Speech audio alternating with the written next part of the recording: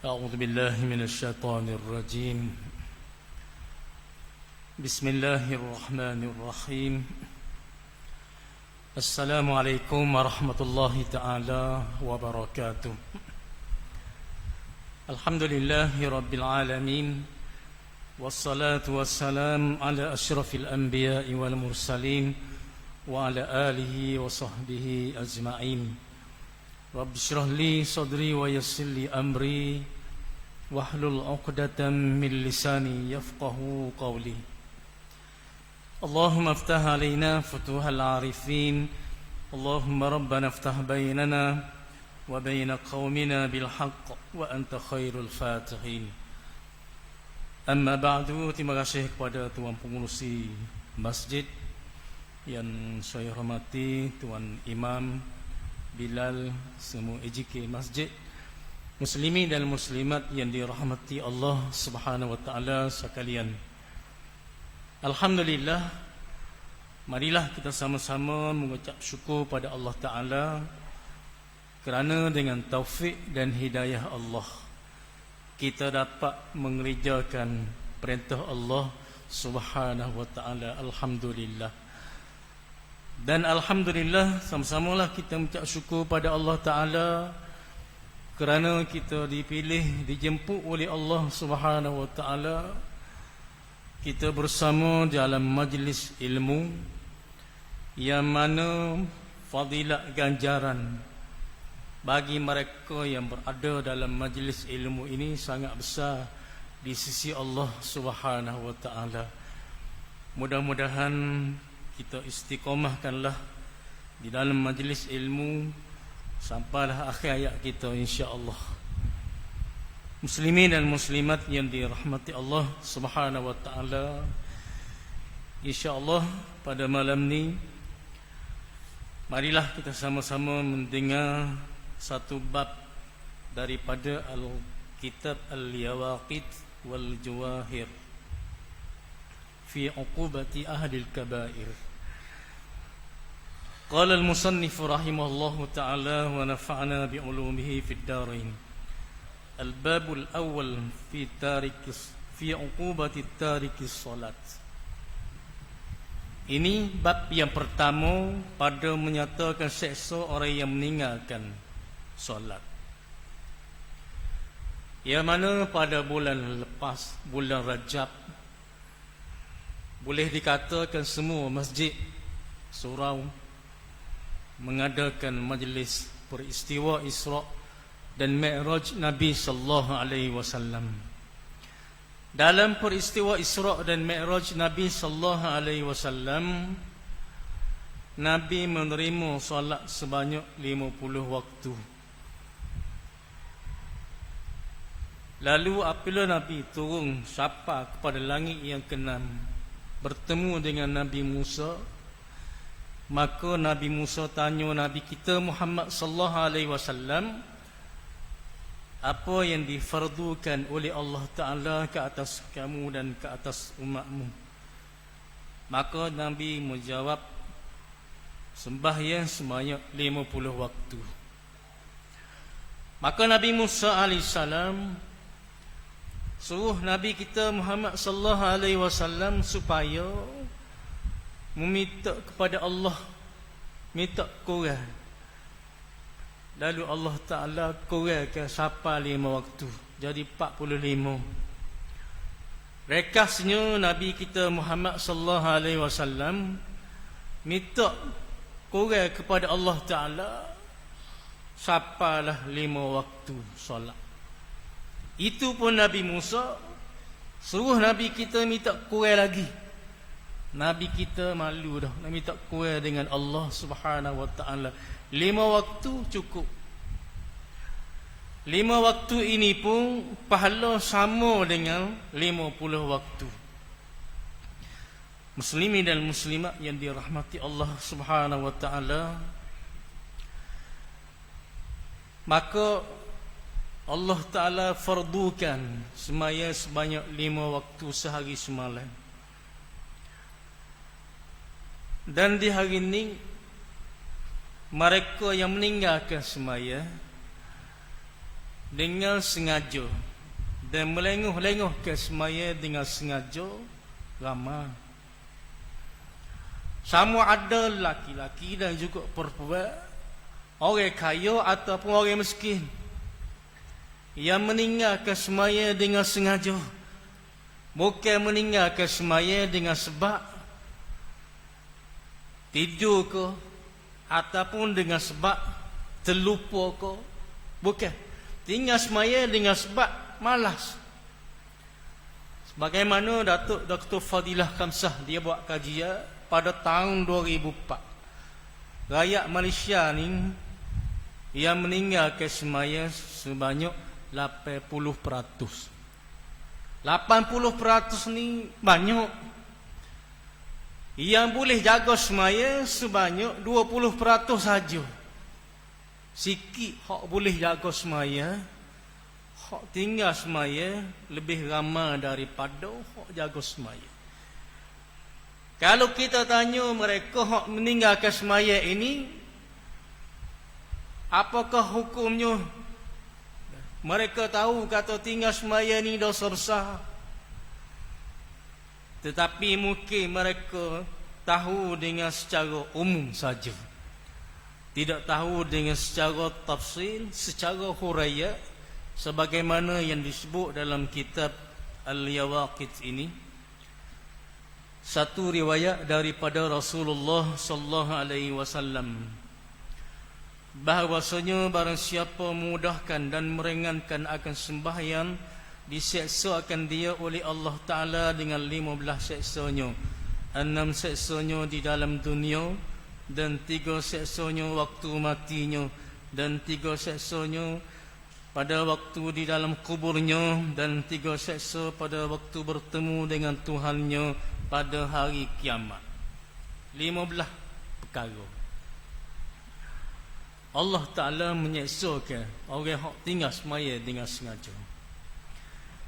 Yang pertamanya dihilangkan Allah Ta'ala berkat umurnya. Pertama, orang yang tinggal semaya, Allah Ta'ala tidak beri berkat dalam kehidupan dia. Apakah itu berkat? Berkat iaitu ziyadatul khair, tambah kebaikan.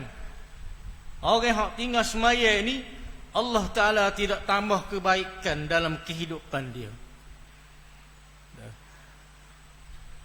Pada bulan, apabila masuknya bulan Sya'ban, malam nisfu Sya'ban, di Kelantan boleh kata setiap masjid dan surau dia baca Yasin 3 kali baca. Yasin pertama baca dan niat semoga Allah panjangkan umur di dalam mentaati kepada perintah Allah. Minta Allah Ta'ala panjangkan umur, panjang umur dalam mentaati kepada perintah Allah. Bukan Allah Ta'ala panjangkan umur semaya tidak cukup 5 waktu, ataupun tinggal langsung semaya. Orang ni Allah Ta'ala tidak beri berkat dalam kehidupan dia. Yang kedua, dihilangkan Allah Ta'ala berkat rezekinya. Yang kedua, orang yang tinggal semaya, Allah Ta'ala tidak beri berkat rezekinya.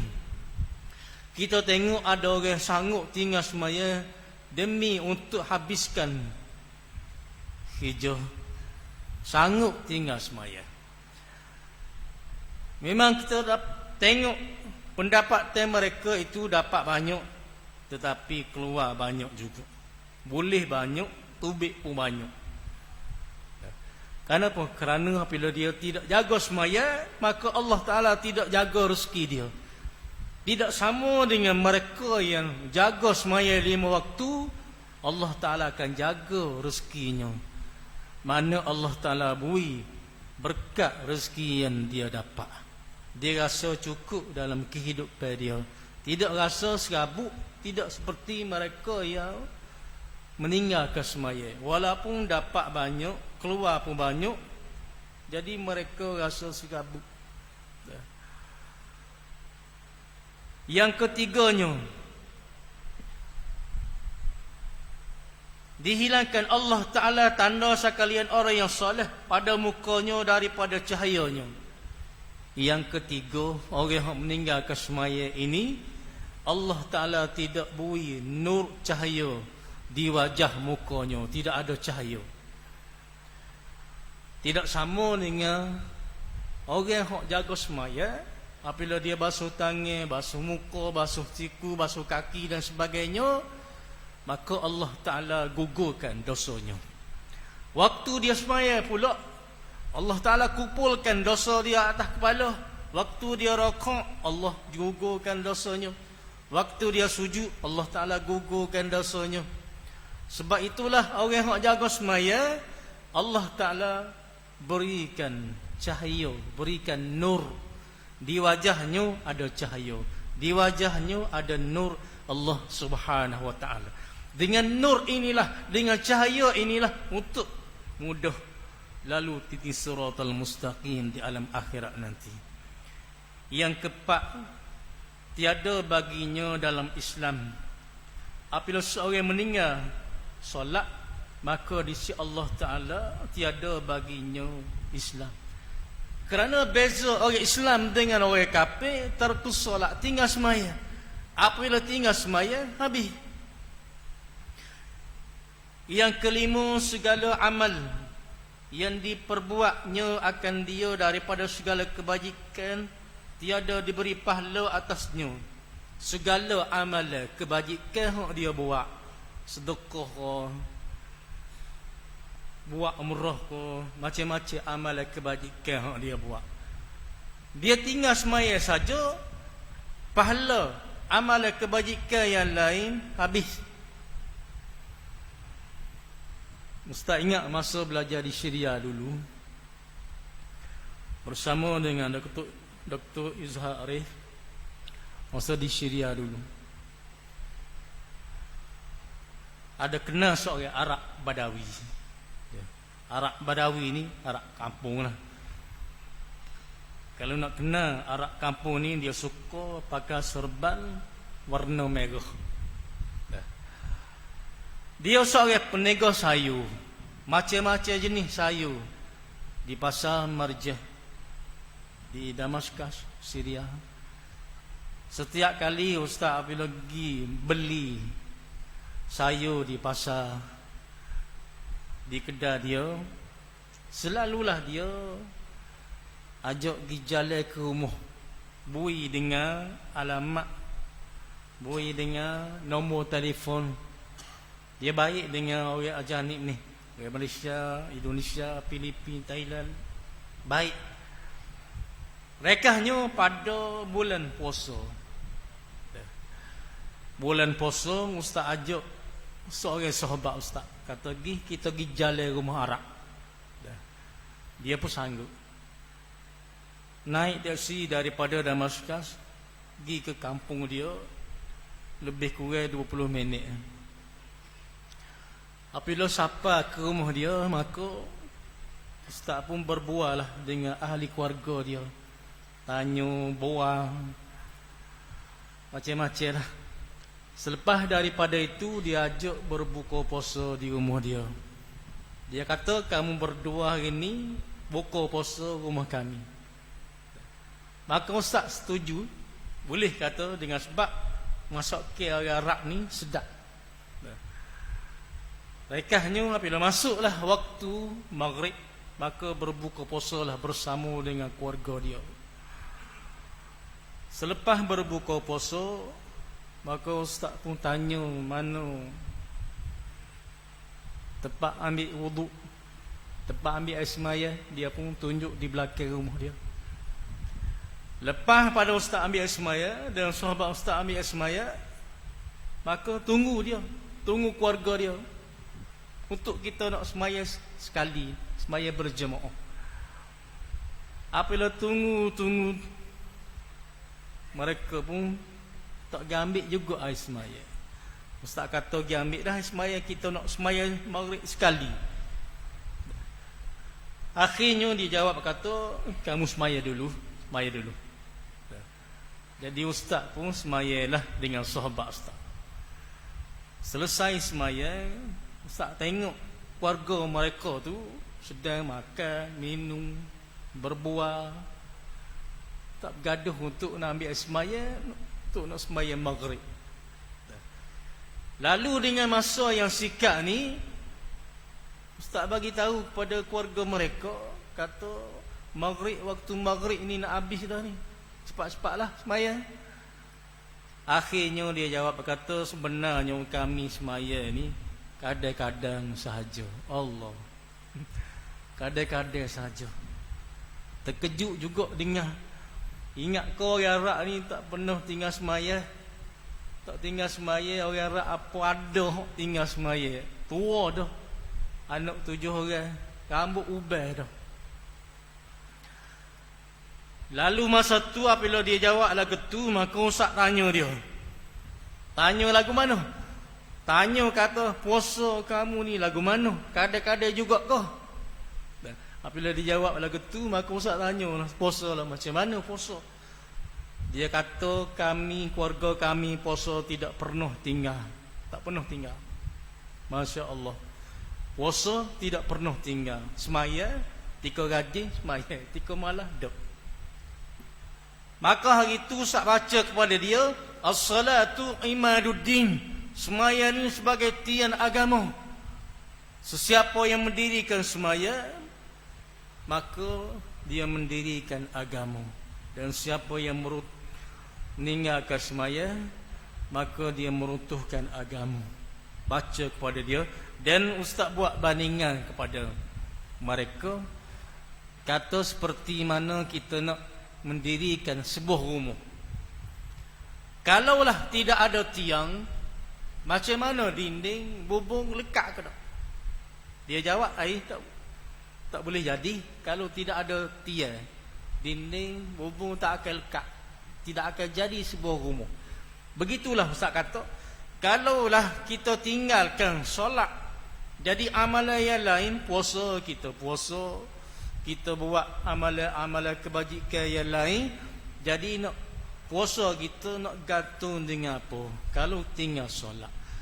Jadi kalau tinggal solat saja, pahala Allah Ta'ala tidak beri.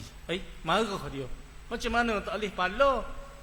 Dia kata dia puasa, dia jaga daripada perkara yang boleh membatalkan puasa. Maka ustaz jawab, betul, mungkin puasa kamu tu sah, tetapi dengan sebab kamu tinggal semaya saja, maka Allah Ta'ala tidak beri pahala ke atas kamu. Maka ustaz suruh dia bertaubat pada Allah, dan suruh dia qada semaya hak dia tinggal. Akhirnya dia janji nak bertaubat pada Allah dan nak qada semaya hak dia tinggal. Akhirnya dia jawab, kata sebenarnya kami ni jahil dalam ilmu agama. Dia jahil. Boleh jadi dia tidak pernah pergi ke masjid. Boleh jadi dia tidak pernah belajar ilmu agama. Dia amalkan semaya dia tu atas kepahaman dia. Dia faham kata semaya ni asal kau semaya je. Mana sewaktu sehari pun tak apa, ataupun bila-bila masa 3 rajin dia semaya, 3 malah dok asal kau semaya. Itulah pahaman je. Maka ayat kata bila tinggal semaya, maka terjejahlah pahala yang lain. Yang kenanya tiada akad baginya doa ke langit. Yang kena doa orang hak tinggal semaya ni, Allah Ta'ala tidak terima, Allah Ta'ala tidak dengar, tidak makbul. Inilah perkara. Dengan sebab itulah ibadat semaya ni kita kena jaga. Jaga untuk diri kita, isteri kita dan juga anak-anak kita. Sebagaimana Allah Ta'ala firman, ya ayyuhallazina amanu qu anfusakum wa ahlikum nara. Wahai orang-orang yang beriman, jagalah diri kamu dan ahli keluarga kamu daripada api neraka. Jaga diri kita dengan semaya jangan tinggal. Jaga isteri kita dengan semaya jangan tinggal. Jaga anak-anak kita dengan semaya jangan tinggal. Di hari ni setengah mak ayah alhamdulillah boleh jaga semaya, tidak tinggal semaya. Tetapi yang tinggal semaya siapa dia? Tak lain tak bukan ialah anak-anak kita yang sudah akhir balik dah. Ramai hak meninggalkan semaya. Mungkin dengan sebab kesilapan, kesalahan kita juga. Setengah daripada mak ayah didik anak tidak kena dengan cara Rasulullah sallallahu alaihi wasallam. Kerana Rasulullah sallallahu alaihi wasallam bersabda, "Muru auladakum bis salat idza balagha sab'a sinin." Kata Nabi, suruhlah anak-anak kamu dengan semaya apabila siapa umur 7 tahun. Umur anak kita 7 tahun, sama ada laki-laki ke perempuan ke, kita ajar dia cara semaya. Ajar lagu mana? Cara ambil air semaya, basuh tangan lagu mana, basuh muka lagu mana, basuh kaki lagu mana. Kita ajar cara baca air dalam semaya, baca air Fatihah, baca air tahiyat, macam-macam baca air dalam semaya kita ajarkan anak kita. Kita ajar anak kita cara-cara perbuatan dalam semaya. Takbir lagu mana, rokok lagu mana, sujud lagu mana. Kita tengok perbuatan anak kita tu betul ataupun tidak. Walaupun kita hantar anak-anak ke sekolah, semasa di sekolah anak-anak kita bersama dengan cikgu, bersama dengan guru, bersama dengan ustaz-ustazah.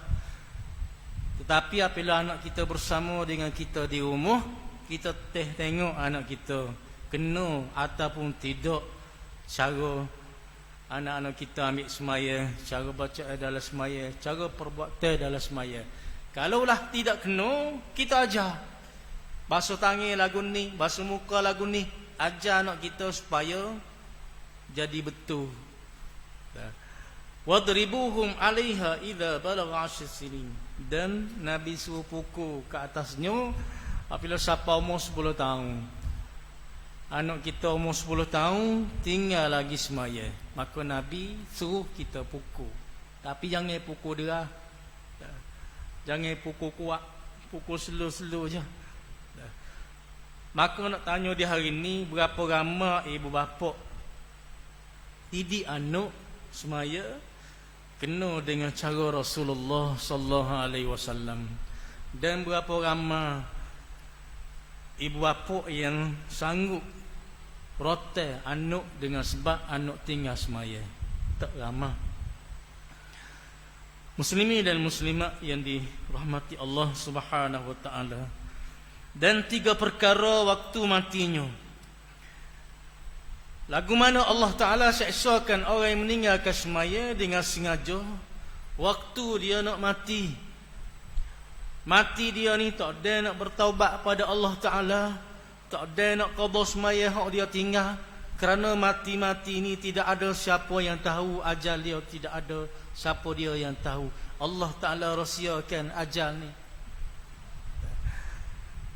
Jadi yang pertamanya Allah Ta'ala matinya dalam keadaan hina. Orang yang tinggal semaya dengan sengaja, waktu dia nak mati, Allah Ta'ala matikan dia ni dalam keadaan hina. Hina macam mana? Hina dia tak boleh nak mengucap kalimah La ilaha illallah Muhammadur Rasulullah. Hinanya di sisi Allah Subhanahu wa Ta'ala. Kita nak mati-mati ni dalam keadaan baik, mati dalam keadaan bihusnil khatimah. Ada yang kita dengar, ada orang mati dalam keadaan ibadat kepada Allah, tengah-tengah sujud kepada Allah, kembali kepada Allah Subhanahu wa Ta'ala. Ada orang kita dengar mati dalam keadaan tengah-tengah baca Quran, baca Quran habis nafas, inna lillahi wa inna ilaihi raji'un. Apabila kita tanya sahabat yang dekat dengan dia, apakah amalan hamba Allah Ta'ala ini, boleh Allah Ta'ala matikannya dalam keadaan baik.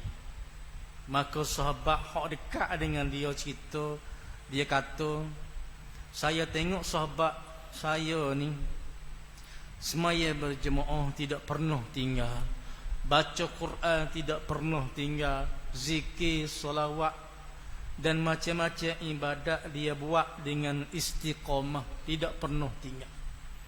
Orang lagu ni lah Allah Ta'ala matikan dalam keadaan bihusnil khatimah, mati dalam keadaan baik. Ada di sebelah sana, sebelah Thailand, di Sungai Golok, bukan jauh mana, di sepadan. Dicerita oleh sahabat ustaz juga. Dia kata ada seorang pemuda pun umur 40 lebih dah. Dia kata seorang hamba Allah Ta'ala ini suka tinggal semaya dan juga suka buat maksiat. Kalau tanya dia tinggal semaya, apakah hukum, dia tahu. Dosa tinggal semaya dengan sengaja ni. Dan buat maksiat, maksiat ni tu tak suka. Mana kalau tanya dia tahu. Tetapi dengan sebab dia ni suka ikut hawa nafsu dia. Kita ni ada nafsu belaka, tapi ada orang dia tak boleh nak kawal nafsu dia. Ada orang boleh kawal dengan nafsu. Maknanya ni jalan yang baik, ikut. Ni jalan yang tidak baik, jangan ikut. Tapi kalau ikut nafsu, nak ikut jalan yang tidak baik, ikut jalan yang Allah Ta'ala murka, Allah Ta'ala tidak suka. Noyak kata pada satu malam dia pergi di sebuah hotel di Sungai Golok. Di bawah hotel tu ada kelab malam penuh dengan maksiat, decok, disko, macam-macam.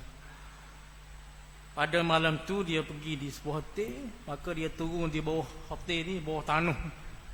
Maka dia decoklah dengan seorang perempuan. Tengah-tengah dia lalai kepada Allah Ta'ala, tengah-tengah dia joget dengan perempuan, maka dia ada seteru dia, ada musuh dia. Tembok dia tengah-tengah dia joget, maka meninggal dunia pada tempat kejadian itulah. Mana kita tengok matinya dalam keadaan hinanya, tepat maksiat, wal iyadzu billah. Jadi apabila mereka yang suka tinggal semaya dengan sengaja, jadi Allah matikan dalam keadaan hina. Yang keduanya matinya dalam keadaan lapar. Yang kedua, waktu dia meninggal dunia, Allah Ta'ala beri lapar kepada dia. Lapar. Kalau kita ingat lapar ni apabila kita berpuasa, tak lama dah masuk bulan Ramadan, bulan puasa, ataupun kita puasa sunat Isnin dan Khamis. Lepas daripada subuh sampailah waktu asar.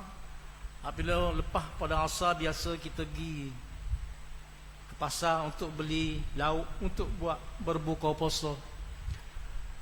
Apabila kita tengok macam-macam jenis lauk, ikan pericik ko, ayam pericik ko, daging bakar ko, ikan bakar ko, kita nak beli semuanya.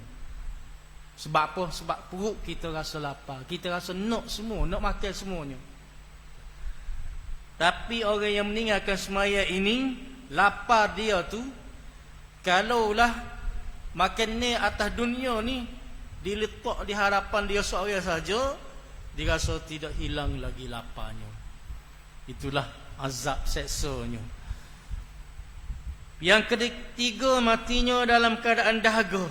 Begitu juga jikalau diminum sekalian air dalam dunia ini, nescaya tiada puas dahaganya. Yang ketiga, Allah Ta'ala matinya dalam keadaan dahaga. Sekiranya air atas dunia ni letak di hadapan dia seorang saja, dia rasa tidak hilang lagi dahaganya. Dahsyat seksanya orang yang meninggalkan solat. Kita apabila ada orang nak meninggalkan sakit waktu nazak, kita duduk dekat dengan dia dan kita ajar kalimah syahadah kepada dia.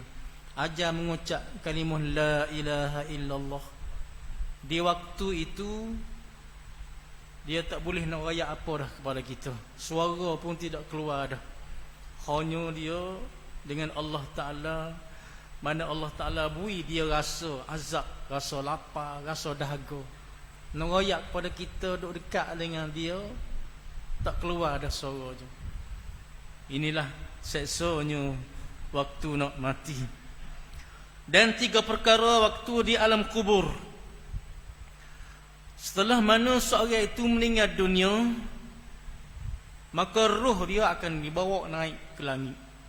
Sekiranya roh orang yang beriman kepada Allah, maka roh dia tu akan bau wangi, bau sedap macam minyak kasturi. Wanginya roh dia.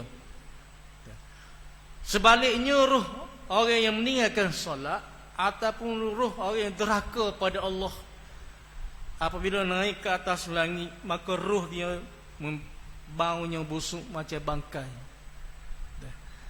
Busuk. Selepas daripada itu roh akan kembali, akan turun semula. Dan selepas daripada solat jenazah, ringkasnya roh ni akan ikut jasad dia pergi ke mana? Pergi kubur. Kalaulah roh orang beriman pada Allah, maka dia kata kepada mereka yang mengusung dia. Lepas solat jenazah, ada orang usung bawa pergi kubur. Apa yang dia kata? Qadzimuni. Kalaulah roh orang beriman pada Allah, qadzimuni, maknanya cepatlah bawa aku pergi kubur. Dia nak pergi kubur, cepat-cepat nak pergi kubur. Sebab apa? Sebab di alam kubur segala nikmat sedang menunggunya. Tapi sebaliknya roh orang yang meninggalkan semaya, roh orang yang derhaka pada Allah, selepas daripada solat jenazah, dia akan kata juga. Gapo yang dia kata? Ya wailaha aina tazhabuna biha. Wahai celakalah puak-puak kamu ni, nak bawa aku pergi ke mana? Dalam hadis Bukhari wa Muslim sebut ucapan dia tu, kata-kata dia tu dengan sehabis-habis kuat suara dia. Sekuat-kuat suara dia. Tapi Allah Ta'ala tidak boleh dengar kepada orang yang mengusung tu. Tak dengar. Atas dunia tu saya tak boleh dengar. Kalau Allah Ta'ala boleh dengar, rasa lari orang tengah-tengah usung, tengah selari. Sebab aku ni marah pada orang yang mengusung ni. Manakala boleh lepas solat jenazah dia tak nak pergi kubur, nak kekal atas rumah. Tapi tak dapat tidak, kena pergi juga kubur, kena masuk juga di alam kubur. Apabila siapa di alam kubur, pertamanya disempitkan oleh Allah Ta'ala akan kuburnya. Kubur mereka meninggalkan semaya ni, Allah Ta'ala sempitkan kuburnya.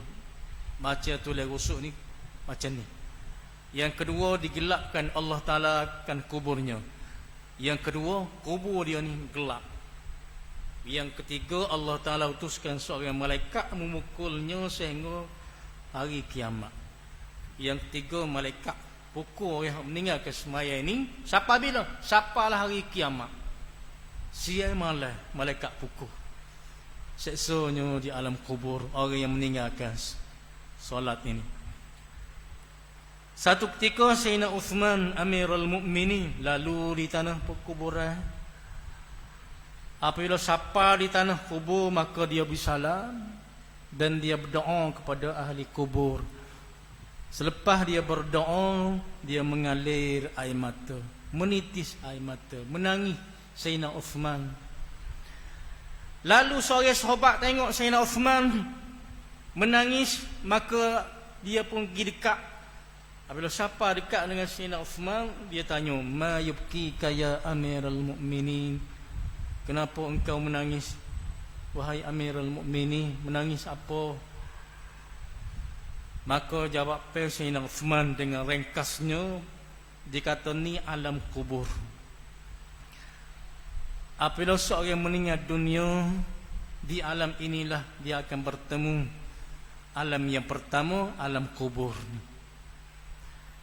Dan di alam kubur ini, kalaulah seseorang itu diazab, diseksa di alam kubur ni, maka bila sampailah hari kiamat, Allah Ta'ala bangkit di padang mahsyar. Di padang mahsyar diazab, diseksa pula matahari sejeka atas kepala. Apabila tidak selamat di alam kubur, maka di padang mahsyar pun tidak selamat. di titik siratal mustaqim pun tidak selamat, di mizan pun tidak selamat. Dengan sebab itulah seolah-olah Sayyidina Uthman apabila dia lalu di tanah kubur, dia nampak perjalanan akhirat. Lepas di alam kubur, alam mahsyar, di mizan, titik siratal mustaqim. Dia menangis sebab apa? Dia menangis, dia takut. Dia ni takut tidak lepas di alam kubur. Sedangkan Sayyidina Uthman orang yang bertakwa pada Allah, orang yang banyak ibadat pada Allah, tapi dia rasa takut lagi dengan seksa, dengan azab Allah Subhanahu Wa Taala. Dengan sebab itulah dia mengalir air mata. Kita pun giata juga apabila ada kematian, apabila siapa dikubur, adakah kita rasa mengalir menitis air mata? Tak ada. Kalau ada pun, ada setengah orang kita tengok mata dia merah, menangis. Sebab apa mengalir menitis air mata? Kalau kita tanya sebabnya, orang yang dia sayang ni telah meninggal dunia. Isteri dia ko, anak dia ko, jiran dia ko, apabila dihantar jenazah ni siapa kubur, maka dia mengalir air mata sedih. Bukan kerana sedih, apabila siapa kubur, fikir suatu hari aku akan masuk juga di alam kubur ni. Adakah aku ni lepas apabila mati masuk di alam kubur ni, adakah aku ni lepas dengan soalan-soalan mungkar dan nakir di alam kubur ni? Kalau tak lepas, kita menitis air mata, mengalir air mata, menangis kita. Rasa tak ramah ada. Tak ramah. Sebab di alam akhirat ni alam ghaib, alam yang tidak nampak dengan mata yang zahir. Sebab itulah sifat-sifat orang yang bertakwa pada Allah, allazina yu'minuna bil ghaib, mereka yang beriman dengan perkara yang ghaib. Percaya dengan perkara yang gaib. Alam kubur ada, padang mahsyar ada, syurga ada, neraka ada. Alam gaib. Apabila beriman dengan perkara yang gaib, perkara yang tidak nampak dengan mata yang zahir, maka dia bersemangat mengerjakan ibadat pada Allah. Kita semaya berjemaah dapat 27 kali ganda dengan kita semaya seorang. Adakah kita nampak pahala? Tak nampak. Kita baca Quran, satu huruf Allah Ta'ala bagi 10 ganjaran. Adakah nampak pahala? Tak nampak. Kita selawat ke atas Nabi sallallahu alaihi wasallam, Allah Ta'ala selawat ke atas kita 10 kali. Adakah nampak? Tak nampak. Dosa pahala ni tidak nampak. Sebab itulah kadang-kadang orang yang setengah daripadanya kejar kepada keuntungan dunia. Keuntungan akhirat dia tidak kejar. Sebab apa? Sebab keuntungan dunia ni dia nampak. Lepas daripada dia bekerja, dia nampak keuntungan beratus sampai beribu. Ada cerita di sebelah sana juga. Narayak seorang hamba Allah Ta'ala, dia bangun setiap hari ni pukul 3.30. Dia seorang peniaga. Tidak kira waktu hujan ke, waktu mengatuk ke, sejuk ke, tak kira. Dengan sebab apa? Sebab dia nampak keuntungan lepas daripada dia menego. Tapi hari yang dia tidak menego, narayak kata rumah dia dengan masjid ni dekat saja, tapi dia tidak pergi solat subuh dengan cara berjemaah. Hari yang dia menego, dia boleh bangun pukul 3.30 pagi. Hari yang dia tidak menego ni, kita subuh ni supaya pukul 9 lebih dah, tapi tak boleh nak hadir solat subuh dengan cara berjemaah. Sebab apa? Sebab keuntungan akhirat ni dia tidak nampak. Dan kalaulah dia tinggal kerja dunia ni, dia boleh royak pada kawan dia, ruginya hari ni tidak sedar, tidak bangun nego. Tapi dia tidak cerita apabila dia tidak solat berjemaah, apabila dia tidak membaca Quran dan segala amalan-amalan yang lain, dia tidak cerita kepada sahabat dia, kata ruginya hari ni tak ada semaya jemaah, ruginya hari ni tak ada nak baca Quran, ruginya hari ni tak ada nak infak sedekah dan sebagainya. Tak ada. Sebab apa? Sebab keuntungan akhirat tidak nampak. Tidak seperti mana dia nampak keuntungan dunia. Dengan sebab itulah mereka yang tidak ada bekalan. Bekalan tidak ada, hidup atas dunia, lalai kepada Allah, lupa kepada Allah Ta'ala. Apabila meninggal dunia, di alam akhirat nanti mula-mula sekali dia minta kepada Allah, Rabbirji'uni, ya Allah kembalilah aku semula hidup atas dunia ni. Tujuan apa? La'alli a'malu salihan fima tarattu kalla. Tujuannya dia nak buat amal soleh, yang mana dia hidup atas dunia dulu, dia tinggalkan segala amal soleh. Maka di alam akhirat barulah dia nampak. Maka di sana tidak guna dah. Menyesal di sana tidak berguna dah. Kerana di sana apabila hidup atas dunia derhaka pada Allah, tinggal semaya, tinggal puasa, maka jalan lagi ke neraka Allah Subhanahu wa taala.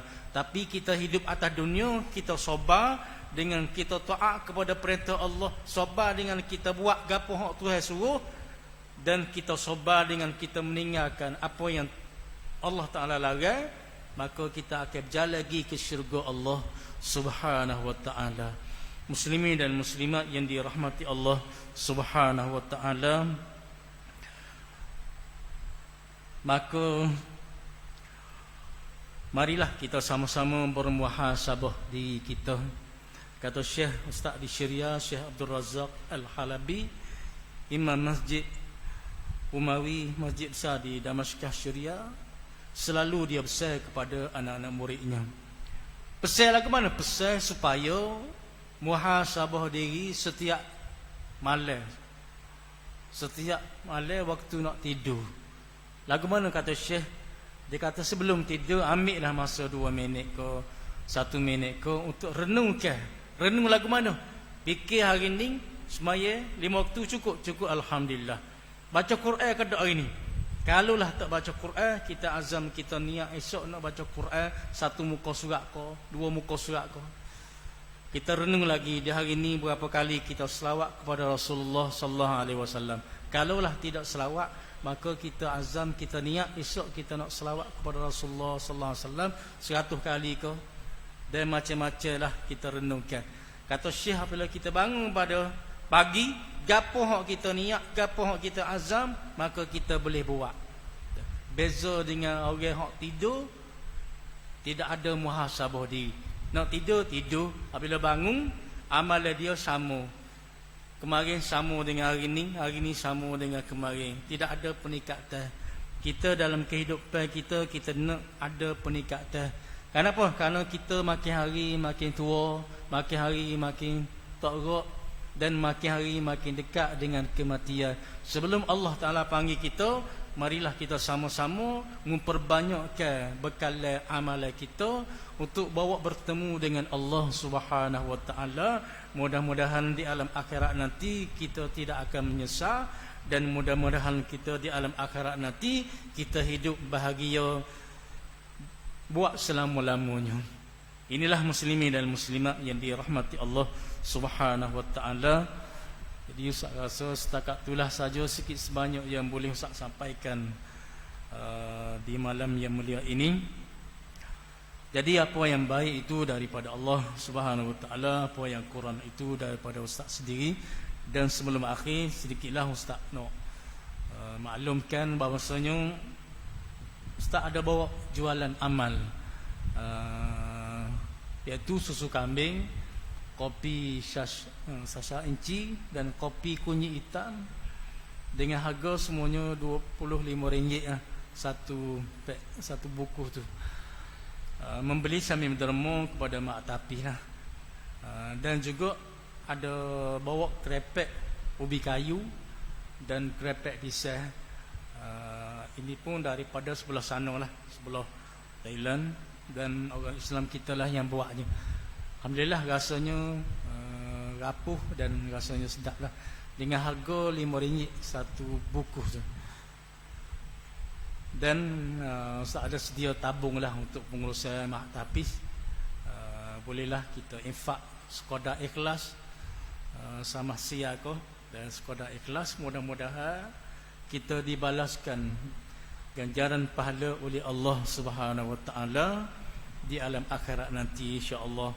Dan sabda Nabi sallallahu alaihi wasallam, "Man nuqsa min mali sadaqah," tidak akan kurang duit yang kita beri sedekah. Apabila kita beri sedekah, insya-Allah Allah Taala akan ganti semula. Wa ma anfaqtum min syai'in fahuwa yukhlifuh. Apa yang kamu infakkan, aku akan ganti balik. Yakinlah dengan hadis Nabi sallallahu alaihi wasallam dan yakinlah kepada ayat-ayat suci Al-Quranul Karim. Itulah saja, dan Ustaz ucapkan ribuan terima kasihlah kepada muslimin dan muslimat yang sudi membeli Samin Derma kepada mak tapis kami. Itulah saja, wabillahi taufiq wal hidayah. Wassalamualaikum warahmatullahi taala wabarakatuh. Bismillahirrahmanirrahim. Alhamdulillahi rabbil alamin. Wassalatu wassalamu ala asyrafil anbiya'i wal mursalin wa ala alihi wa sahbihi ajma'in. Rabbana atina fid dunya hasanah wa fil akhirati hasanah wa qina adzabannar. Walhamdulillahi rabbil alamin.